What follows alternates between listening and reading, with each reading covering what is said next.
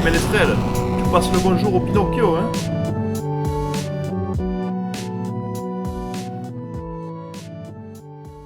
Salut à tous les amis, donc bienvenue à l'intérieur du Pinocchio, qui est à la fois ma maison et mon moyen de transport. Et donc je fais cette vidéo ce soir pour me présenter et présenter aussi le véhicule donc, dans lequel je vis. Le Ménestrel Nomade, c'est tout simplement mon double sur la route qui cherche en permanence l'harmonie des choses et la beauté des choses. Donc comment réussir à voir le beau dans un monde qui, par moments, nous paraît absolument laid, et pourtant le beau est partout. Donc le Ménestrel Nomade, c'est mon double, et le Pinocchio, c'est le double de ce Volkswagen T3. On pourrait dire que le Ménestrel Nomade, c'est mon âme, et le Pinocchio, c'est l'âme du Volkswagen T3 que je conduis. J'ai ouvert cette chaîne tout simplement parce qu'on me pose énormément de questions à la fois sur mon mode de vie, des questions plus techniques sur l'organisation de la vie à l'intérieur d'un véhicule aussi petit. Et donc c'est des véhicules qui reviennent énormément à la mode en ce moment. J'ai pas mal de questions sur comment tu l'as aménagé pour pouvoir vivre dedans, le prix que ça t'a coûté, etc. Donc pour ceux qui sont intéressés déjà par acheter ce genre de véhicule, je ferai une vidéo un petit peu plus tard du moteur. Et donc sur l'intérieur du véhicule, pour ceux que ça intéresse, je vous invite à regarder le petit tour du propriétaire que j'ai fait cet après-midi. Je vais vous présenter donc le Volkswagen T3 et donc j'ai trouvé l'endroit parfait avec la plus petite mairie de France qui est juste derrière moi à Saint-Germain-de-Pasquier, si je dis pas de bêtises. Je vais vous faire un petit tour du van qui est juste là.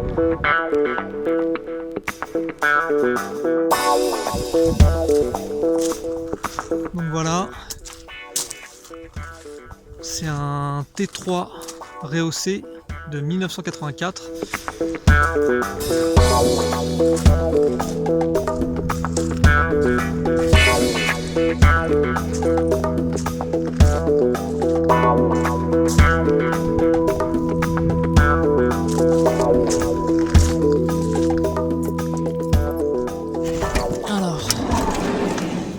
Donc ce qu'il faut savoir, c'est que moi ce véhicule je l'ai acheté en Italie et il y a eu 3 propriétaires je crois dessus, dont 2 qui l'ont pas gardé très longtemps. Par contre il y en a un qui l'a complètement réaménagé à l'intérieur et qui était un ingénieur aéronautique donc qui bossait chez Alenia, qui était une société qui faisait des cockpits et des pièces détachées pour les fusées et les avions de ligne.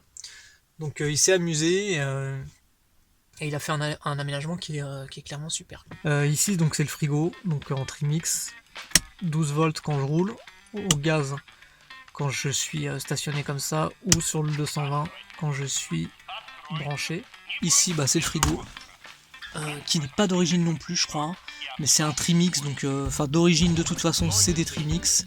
Sur le 12 volts, j'ai lu sur internet que très souvent ça refroidissait très mal. Moi ça refroidit très bien sur le 12 volts, où ça refroidit moins bien c'est au gaz. Le gaz en été, franchement c'est quasiment comme si vous aviez pas de frigo quoi. Ça c'est la pompe à eau. Ça c'est des prises 220, donc quand on est raccordé sur le 220, j'en ai une là, j'en ai une ici et j'en ai à l'avant. Perso moi j'utilise mon onduleur aussi, il est là l'onduleur. Voilà, j'ai 8 prises dessus donc j'en utilise qu'une en fait. Ça c'est l'aspiration pour la cuisine. Voilà, il y a une petite ventile qui n'est pas très puissante mais qui est pratique. Et c'est aussi l'aspiration automatique manuelle, il y a une aspiration qu'il a rajoutée du frigo en fait. Il y en a une d'origine et il en a mis une autre pour tout simplement mieux le ventiler en été, quoi. Il a du mal à se refroidir, qu'il se refroidisse mieux. Ça, c'est le niveau d'eau. En fait, la réserve d'eau sale d'origine, elle fait 15 litres. Et là, j'ai une réserve de 50 litres en eau propre. J'ai changé, en fait, j'ai explosé ma réserve d'eau sale en forêt il y a quelques mois, et du coup, j'ai fait changer par une réserve d'eau sale de 43 litres Et du coup, ce qui est assez pratique, c'est qu'en fait, j'ai pas de sonde sur la réserve d'eau sale, mais quand j'arrive dans le rouge sur la réserve d'eau propre, ça veut dire que la réserve d'eau sale est pleine. Parce que sur la réserve, je dois avoir environ 7 litres. Donc voilà. Donc à chaque fois que je remplis à fond, je vidange également à fond l'eau sale. Comme ça, en fait, ces sondes-là, ça me permet de savoir le niveau de l'eau propre et le niveau de l'eau sale en même temps. Ça, c'est le chauffe-eau électrique. Donc quand je suis branché, alors il n'y a pas de thermostat dessus, donc il ne faut pas s'amuser à le laisser allumer trop longtemps parce que sinon l'eau se met à bouillir dans la réserve d'eau propre. Voilà, et ça permet de décongeler quand il fait vraiment froid en hiver. Ça évite que ça gèle. Ça, c'est des prises 12 volts intérieures, je m'en sers jamais. Prise 12 volts extérieure, je m'en sers jamais non plus. Ça, c'est la ventilation du chauffe-eau à gaz. Donc là, il y a un chauffe-eau au gaz qui permet d'avoir de l'eau chaude partout. Donc c'est très pratique. Obligé de la mettre, sinon quand on met le chauffe-eau à gaz, il se coupe automatiquement au bout d'une ou 2 minutes si elle n'est pas mise. Ça, c'est les lumières intérieures que j'utilise. Et ça, c'est quand il est en charge. C'est les phases de charge. Il charge au maximum. Ensuite, il passe en mode absorption et en mode floating. Du coup, rouge, jaune, vert. Donc il y a un rangement ici qui permet de mettre vaisselle, nourriture. En tout cas, moi je m'en sers comme ça. Ensuite, un petit rangement ici.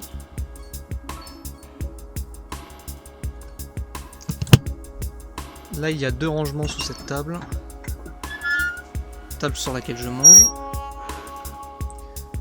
Voilà, donc il y a un rangement ici.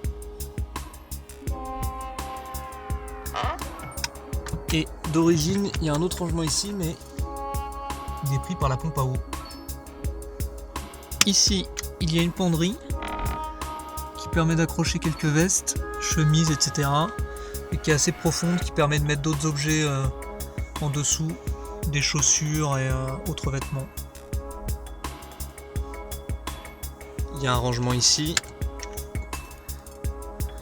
Là, c'est vraiment très très mal optimisé.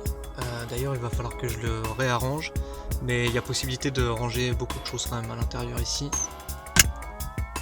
Il y a un autre rangement ici qui me sert moi pour mes vêtements. Il y a un petit rangement qui est juste au-dessus du coffre. Je peux pas vous le montrer malheureusement parce qu'avec le vélo je peux pas ouvrir le coffre, mais on peut y accéder en passant une main là.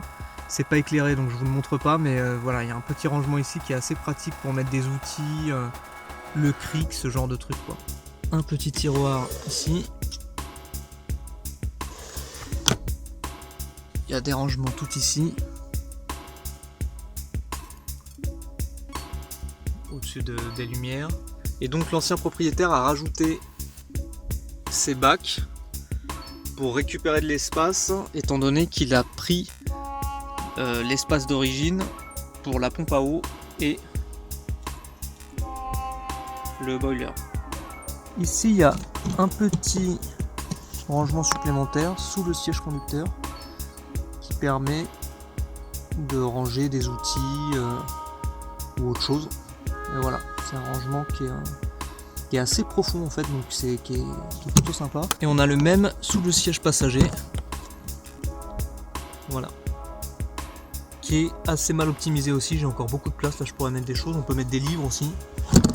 Et enfin, il y a un dernier rangement sous le siège, dans lequel moi je mets tout ce qui est installation électrique, extincteur, liquide de refroidissement, etc. Et au-dessus, alors on va peut-être pas voir grand chose parce que là, j'ai plus de lumière en fait, j'ai le néon qui est claqué, mais voilà, moi c'est ce qui me permet de tout ranger. Il y a la douche qui est en haut, donc je ferai une autre vidéo pour expliquer la douche. Ça c'est l'eau de réserve pour l'eau de vaisselle.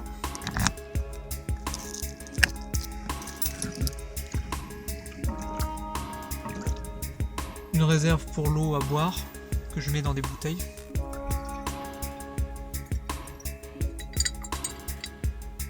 Et ça c'est pour les toilettes, réserve de chasse d'eau. Et un enrouleur 50 mètres pour l'électricité. Tout derrière dans le fond, j'ai une toute petite machine à laver qui permet de laver des sous-vêtements, des t-shirts. Voilà, ça évite d'aller au lavomatique pour des petits lavages. Après, on va pas laver un jean ou autre avec, c'est compliqué. Mais ça dépanne.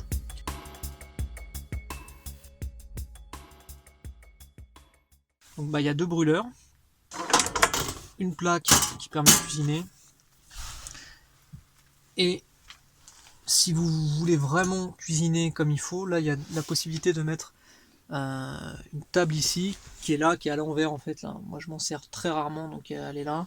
Il suffit de la mettre ici et ça permet de pouvoir d'avoir un plan de travail ici et un plan de travail ici. Donc ça c'est plutôt pratique. Un robinet qui marche, donc ça c'est pas d'origine, il fonctionne à la pédale. Voilà, avec le chaud ici et le froid de l'autre côté.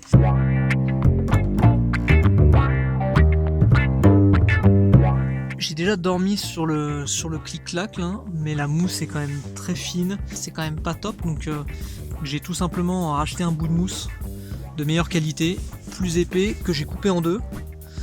Et en fait j'ai juste à tirer ce bout là, et voilà, et je me retrouve avec un matelas qui est de meilleure qualité, et ça permet une meilleure isolation aussi. Cette petite partie du coup des fois je l'utilise juste, je mets un coussin ici, hop. Je me mets en tailleur ici et je mange directement sur cette table. C'est assez pratique ça. Je referai une petite vidéo quand je l'aurai déplié ce soir. Il y a juste à lever, tirer.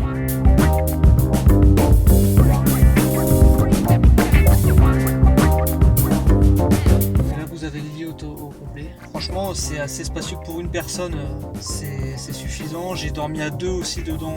Franchement, ça se fait, il y a pas de souci.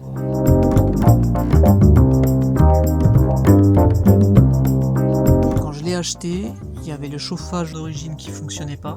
L'ancien proprio se chauffait avec un chauffage au gaz propane, mais à l'ancienne, que j'ai utilisé un petit peu, mais franchement, c'était hyper dangereux quoi. Selon moi, c'est un truc à faire cramer le van très rapidement. Donc j'ai longuement hésité entre racheter un chauffage au propane qui coûte entre 80 et 100 € et faire changer le chauffage d'origine par un chauffage plus récent. Et pour le coup, c'est ce que j'ai fait parce que c'est un investissement, mais c'est tellement plus pratique et c'est tellement plus agréable en fait. Parce que le chauffage propane, vous pouvez pas le laisser la nuit. Donc j'ai changé ce chauffage là par un Eberge pêcheur Airtronic D2, donc plus récent, qui m'a quand même coûté 1200 € avec l'installation. Là vous avez le boîtier, il y a un thermostat dessus, vous pouvez le laisser quand vous partez, pour venir 1 heure après, il y a une température constante.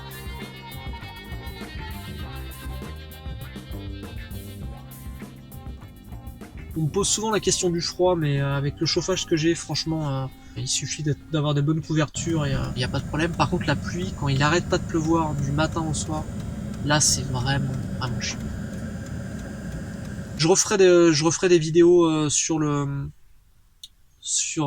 façon dont on vit au quotidien à l'intérieur d'un petit espace et comment aussi optimiser cet espace pour pas se sentir étouffé. Voilà. Si vous avez des questions, surtout n'hésitez pas. Vous pouvez m'envoyer vos questions sur l'adresse mail qui est en dessous de la vidéo. Et abonnez-vous si vous voulez. La page Facebook, le site lemenestrelnomade.com, Instagram, et voilà. C'est déjà pas mal. Dans la seconde vidéo, je vous présenterai le fonctionnement de la douche, des toilettes, du poste de conduite et également de l'immatriculation. Comme c'est un véhicule importé, il y a certaines erreurs à ne pas commettre que moi j'ai faites, et donc je vous expliquerai comment le faire immatriculer le plus facilement possible si vous importez un véhicule de l'étranger. Donc je vous souhaite le meilleur à toutes et à tous, et surtout n'oubliez pas que la vie ne se vit ni au passé ni au futur, elle se vit au présent. A plus.